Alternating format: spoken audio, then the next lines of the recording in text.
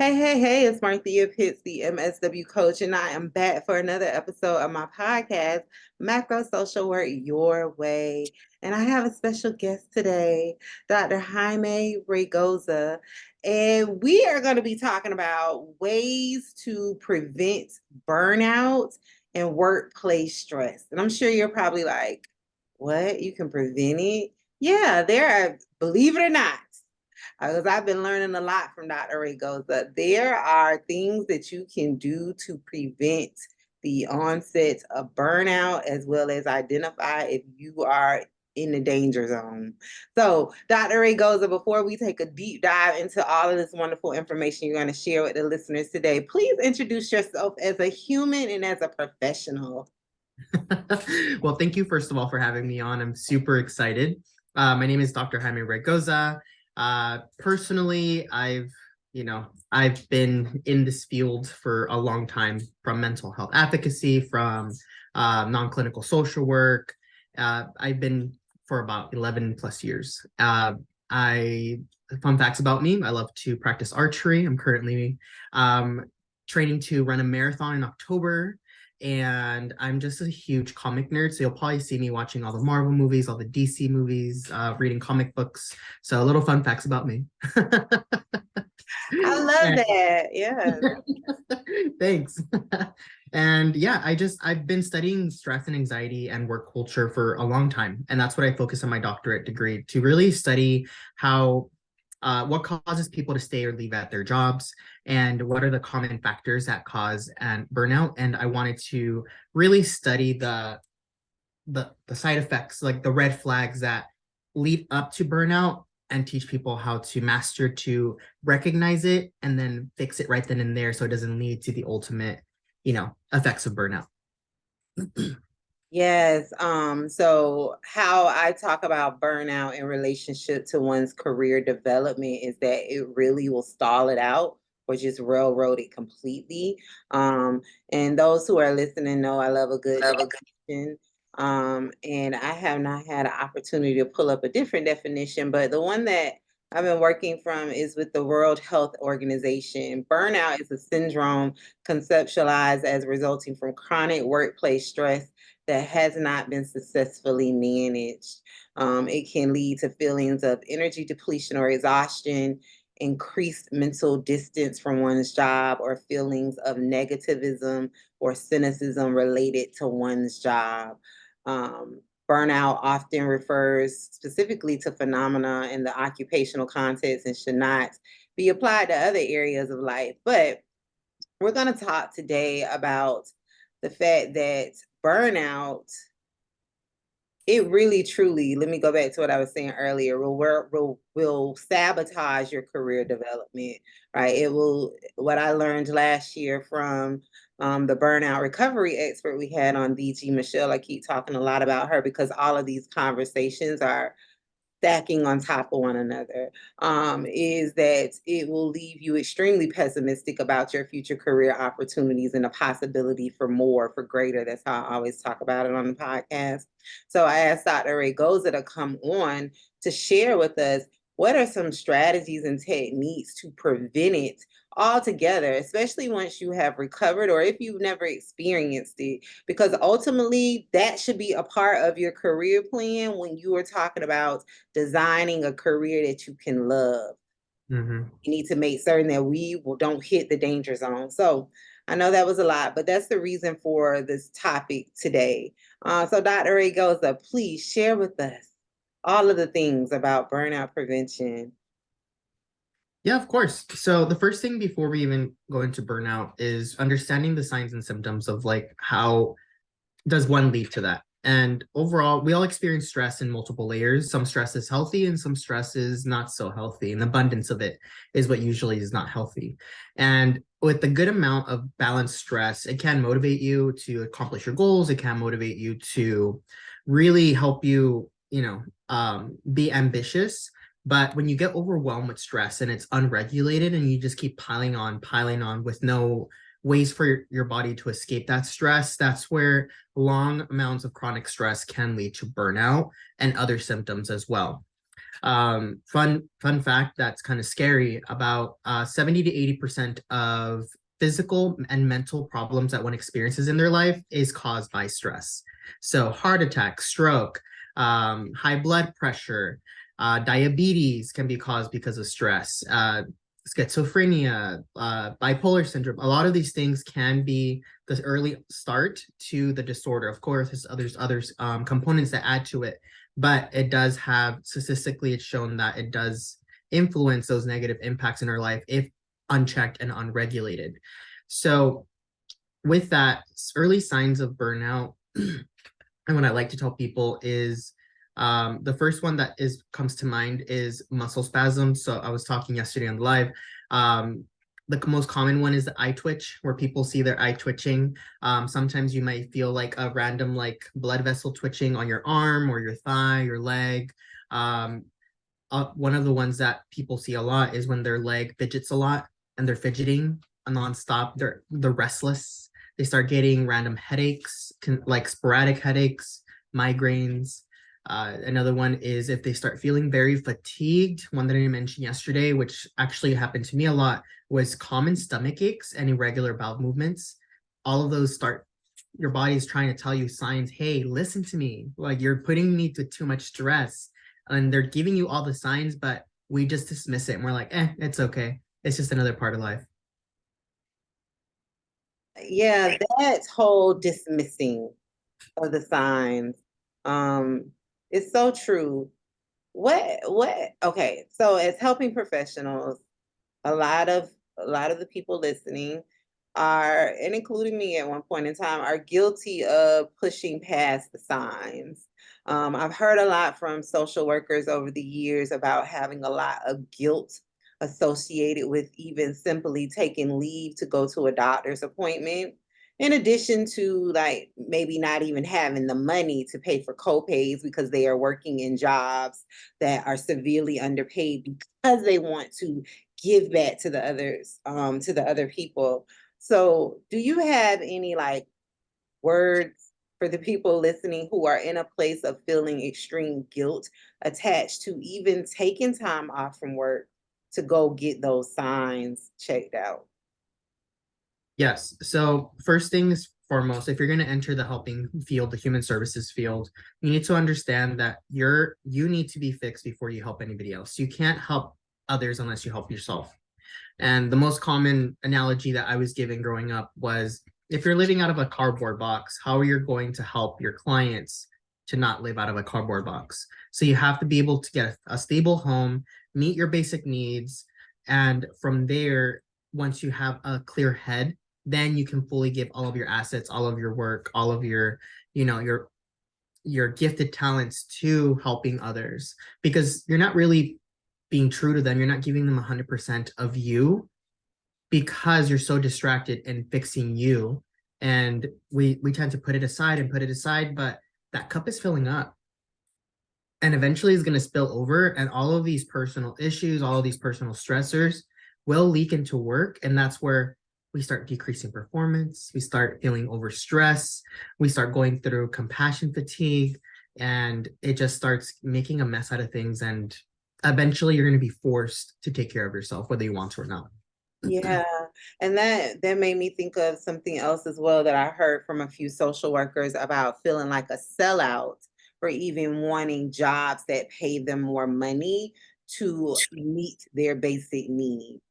So it's all a ripple out effect of the ultimate thing. You need to prioritize you and take care of you before you can serve others. I love that. One Can thing I do want to premise is, when you just told me with that, it is not a competition of who suffers most. A lot of us think that we are out there, we have to give everything off our back in order for us to do well. You can still help people and you can make a drastic impact in people's lives by just being you, by sharing your knowledge, by sharing resources. And it's not that you're a sellout and you don't have to suffer to be successful. Oh, that's major. That made me also think of something that one of my current micro to macro career accelerator coaching clients sent me the other day was a statement about the fact that she always thought that to serve others meant that she needed to self-sacrifice and go without. Mm-mm. And then she's recently unlearned that. Yeah. I love that. So can you so we talked about the signs. I'm super curious now about other signs, but I know we cannot take a deep dive into all of the things like that today. We'll be here, I'm sure, for hours. But what are some ways that strategies that one can take to avoid even getting into the danger zone? Yeah. So one of the things that I tell people is one, you have to learn how to set boundaries, and two, you need to learn how to communicate. And one of the things that we don't do is we don't reflect to see what are our wants, what are our needs, what is it that we want out of a job. We just kind of go in there and just accept the abuse in a sense that our managers, our jobs do to us, and we don't really see like what are the limitations that I'm willing to do and not do. Assertive communication is a big thing that I teach my clients, and I show them that there's really four ways of communicating. There's passive aggressive communication, there's aggressive communication, assertive communication, and passive communication. And the one that we really want to target is assertive communication because it's the most respectful and it's the most direct, and will put yourself out there.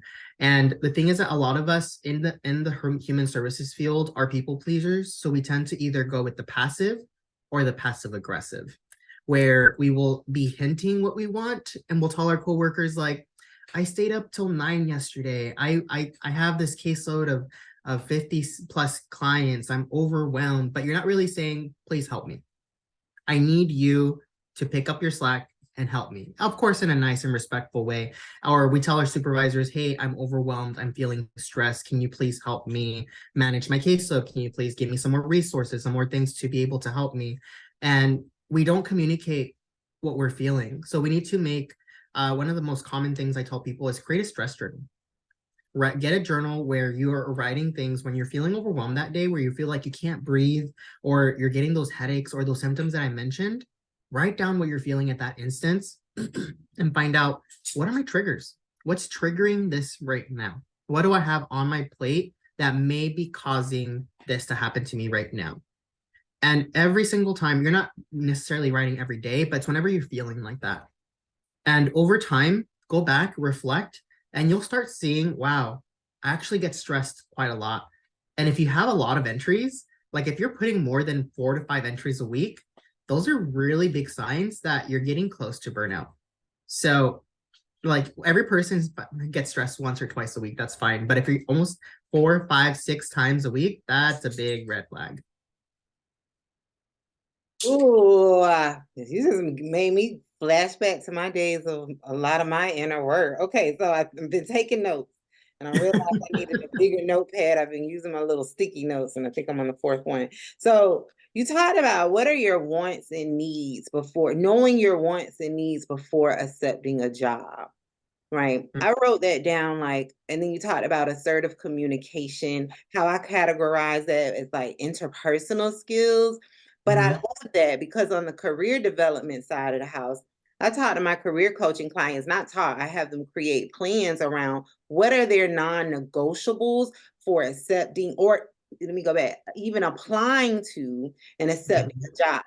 For those who are listening, you may run on the system of as long as the job, as long as it pays a salary, any salary. I've heard a lot of you all say that any job, any salary, you apply and you accept it. But what I teach my career coaching clients is to create a list before you even begin your job search to identify what are the things that you need to comfortably accept a job offer. Those are personal and professional things. It could be maybe you need childcare assistance from the employer. Maybe you need a certain level of 401k match. Maybe you need a certain level or type of health insurance, right? So we don't even put ourselves in those situations if it doesn't meet our non-negotiable list.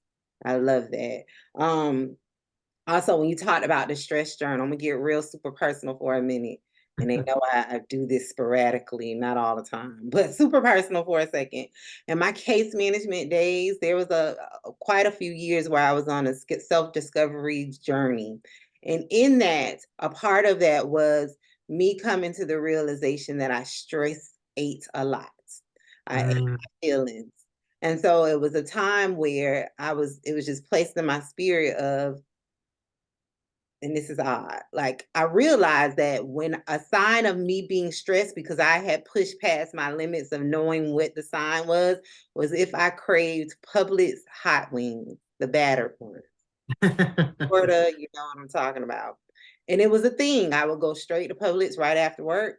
I would get the wings. I would go home and eat copious amounts of wings, right, by myself. And so I realized over time, because I was really like getting in tune with myself, it's a pattern here. I don't crave these on days when I'm feeling good. It's on days when I'm stressed about something. So we mhm. thought about the stress journal. I didn't have a stress journal, but I remember tracking of what was my thought before I got the urge or craving for the hot wings. And people are always like, hot wings, Marthea. That was the only sign I had. Because ultimately, the reason why I even paid attention to that was because it was costing me a lot of money to do that thing. And me and my money had a real relationship at me. So I love Mhm. the stress journal. And that's a really good point that you put there. And that's the whole point of the stress journals, to see the patterns. Because some of us, we live day to day and we don't even see it because we're so consumed in the stress and the work and what we need to get done, that we don't pay attention to these small little minute details that can give us a bigger picture of what's going on in our body. Yeah, and so I'm not trying to go in like a dark place, but also another thing that I've talked about on my platform is the fact of like not so great habits forming as a result of the stress one is being subjected to in their job.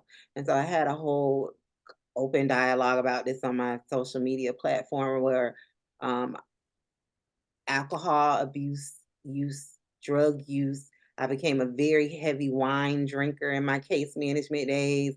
Me sharing that, like, really truly opened the floodgates for dozens and dozens of other social workers. I made a whole reel about it, chiming in about their instances with the thing and them realizing that it was attached to their job, and having to get a different job and recovering from the burnout. So I love the idea of the stress journal a lot. So are there any other strategies people can maybe put into their toolbox to carry with them? Yes. So one of the most preventative things, and it's the funnest thing, I love, like I get excited when I see this in my calendar pop up. I call it the rule of three. I didn't share this yesterday, but it's one of my favorite ones. So this one's a little bit more detailed. So definitely get ready with your notes if you're listening. So the first one is we start taking breaks, set breaks, and you add these set times in your calendar. So you start learning and creating a habit and get used to it. And it's something to look forward to. One of the things that happens with burnout is we leave motivation. We don't have anything to look up to. We don't have anything to motivate us anymore. So this gives you something to look forward to. So the most basic rule of three is every 3 hours, get up, set a timer to take your 15-minute break, to start moving around, to stretch, walk around. Yesterday, I did mention something about when you actually leave a certain door frame, your brain does a soft reset. So force yourself to do a soft reset. Walk around every 3 hours if you're sitting down doing like in a same location. After that, every 3 days, leave your apartment complex or your regular routine. So if your regular routine is going from your home to work, work to home, so you need to break it. So go treat yourself and go to a new restaurant. Go treat yourself and go walk at a park, but do something different that is out of your norm. If you work from home and you don't leave your home, then that's a good sign for you to leave your home and do something. Every 3 weeks, it's recommended for you to leave your city so you can do another soft reset and try something new that you haven't seen. Go to the beach, go to the mountains, go to a museum, do something. And it doesn't have to be something expensive. You can find a list of free resources like museums, libraries, parks, and you can do something that is, free or low expense. So it doesn't have to hit your pocket really hard. Every 3 months, it's recommended you leave your county so that you get another soft reset and do something a little bit longer. If you can do something over the weekend, if you can like go visit your parents, go visit a friend that you haven't seen in a long time, go, go to on a little road trip for a little while, but do something that is at least one full day or two longer every 3 months. So it's like a little small mini vacation. And then the last one is every 3 years, it's recommended you leave the country so you can immerse yourself in a different culture, reset your mind, distract yourself from whatever's happening at home, and really immerse yourself in a different environment so you can come back refreshed and ready to go. Oh, you just touched on some things that I know they are enjoying because fun fact, the people that follow my work, they love to travel. They are travelers and they travel internationally and domestically. I love that. So set breaks create breaks every 3 hours and keep the breaks, right? I've done that, but I am notorious for working through the day and then you look up, it's 3 p.m. and you haven't gotten up not one time. So I'm most definitely going to implement that um, every 3 hours and then every 3 weeks, leave your city. I love Mhm, that. And then every 3 months, leave your county for a reset. And then every 3 years, leave the country. That's mhm, doable, especially the city and the county. Even when you have little funds, no budget, like you said, there are always free events. Back in my case management, I realized I've probably been doing some of the strategies I didn't know. Back in my case management days when money was little to none, I would use Eventbrite and I would just look for the local free event, community event and go there. And I would do that every weekend. mhm. I love that. Thank you for sharing that. The rule of three. I most definitely am going to keep that because that's something I admittedly need to do better at. So last night, for those who don't know, we did at the time of this recording last night, went live on my Instagram page, the_MSW coach. If you are not following me there, you should be because you're missing out on a lot of stuff. That's my home base. But Dr. Ray Goza and I went live on Instagram and we talked about the same topic, but from a different standpoint on different things. He gave us some great tips and suggestions, and this is a part two of that conversation. So most definitely visit my Instagram page and watch part one of it. Last night, Dr. Ray Goza, you gave some great strategies, and it wasn't planned, it wasn't anything that we necessarily talked about, but you gave some great tips and strategies about navigating leadership and not so ideal workplace settings, toxic leadership, toxic workplaces. That's what people say. Um, can we talk a little bit about that? About um, strategies, techniques, maybe even some scripts, because I know you shared those last night, of ways that people can navigate not so supportive leadership, which causes them stress. Yeah, of course. So the one that we shared yesterday, which is actually one that I always advocate the most, is being able to document. If it's not documented, it never happens. Same thing like we're taught with our clients. Same thing that happens with us. So we have to be able to keep. Sorry, my cat's running around. We're supposed to keep our managers accountable if they're not being the right kind of manager that we need. Unfortunately, the truth of the matter is not every person is a great manager or supervisor. Sometimes we do have those toxic individuals that are more numbers based and care more about the company than they do about us. So in order for us to keep them accountable is start creating email chains every time something is said or promised to you. Have something in writing. If your manager is more of a texter and they text you on your business phone or text you on your personal phone, then start screenshotting those text messages and keep them as well. But a script that I start getting in the habit of doing is, let's say that your manager said, hey, if you do this amount of work, I'm going to promote you by this day. And this is the amount I'm going to give you. So right then and there, don't wait. As soon as you get back to your desk, as soon as you have some free time, send a written message to them saying, I really appreciated the communication that you had today. I'm really excited about this opportunity. You said that on X days, if I perform X amount of work, I will get X promotion. So I look forward to continuing this conversation as I progress. Thank you so much. Let me know if I missed anything in this conversation. So right there, you caught them in the act. You have it in writing. It's set an email. So that's something you can send to HR as a promise if they fail to do so. And you're going to notice that managers that you have sent those emails and you're starting to create this type of chain will start treating you a little bit more different. Of course, they're going to try it. Some of them might have that little passive aggressive, but there's nothing they can do because you have it in writing. Yeah, I'm glad you talked about passive aggressive supervisors because I thought about that when you said that earlier. That is very real. I love that. I love that they most definitely will use that. I would encourage everyone to bookmark this podcast episode and keep that because you will be surprised when you'll need it. And I, I have this question, right? So you are giving great tips and strategies for practitioners who are under someone else's leadership. But can you also talk from you yourself being a leader and from that perspective and having those years of experience? Can you give some tips or strategies to future or aspiring leaders on ways to prevent burnout once they transition into a leadership role? Because that is a huge issue for someone that's listening to this Oh, episode. yeah. Definitely. And one of the biggest things that I've noticed in leadership, and especially myself, and that one of the biggest mistakes I made that led to me burning out was you want to do it all. You want to be the supervisor that nobody was ever to you.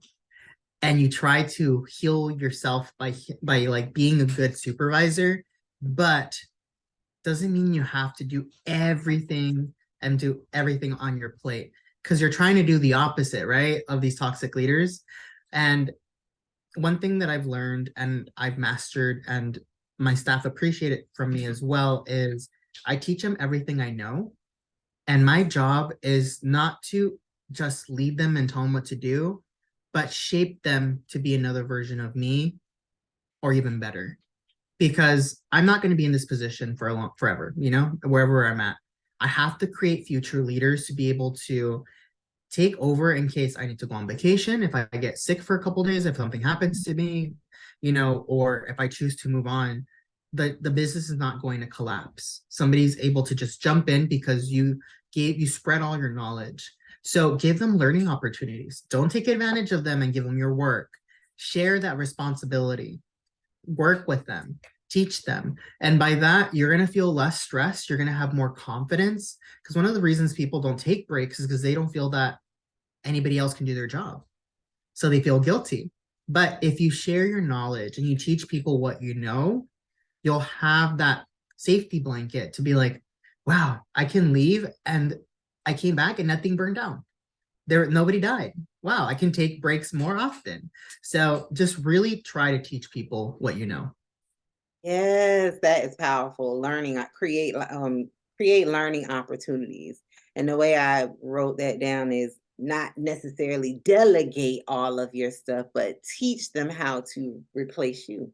That also made me think about something a few years ago when I first jumped on the internet scene, that an OG social worker told me about why she, as well as several of her colleagues that she knew, were hesitant to leave case management roles after being there for 10, 20 plus years. Um, was because they feel as though no one else will take care of their clients the way that they do. Mm. When you talk about teaching others, teach the newer I equate that to teaching the newer social workers coming along how to do the thing so you can then in turn save yourself because admittedly they're drowning in the jobs, the case management. Because I always say case management work well, it's not just me saying it, it's true in the workforce development ecosystem. Case management jobs are entry level positions. You're supposed to get in, get what you need, and move on to the next thing. Exactly. So I love that. Thank you for sharing that.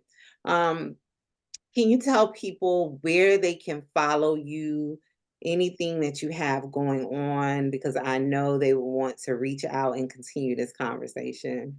Of course, the easiest way to follow me, I'm on Instagram, TikTok are my two main platforms. So at Regoza _ Rego Consulting. You can also go to my website at regoza-consulting.com. And there I do try to give out free blogs where I do burnout prevention tips. You can sign up for my newsletter. And every week I do send information on that. I do have some free online courses you can check out, as well as some paid ones.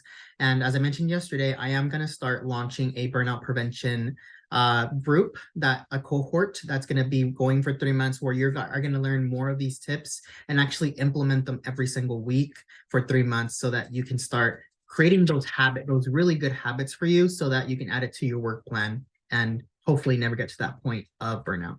Yes, don't. We want to, I keep calling it a danger zone. That is not Dr. Berkel's terminology. We do not want to get in the danger zone. We're going to have to talk about offline, maybe doing a live on TikTok. Oh yeah, definitely. Yeah, that'll be good. And then also, I would love at some point for you to come inside of the Micro to Macro Career Accelerator and talk to my cohorts, so they can incorporate that in their 2024 career plans that they created last year. This is great stuff. This is good stuff, in the words of my former CEO. So for those who are listening, please click the link down in the episode show notes at macroandpaid.com. Get my free e-course. It's my labor of love.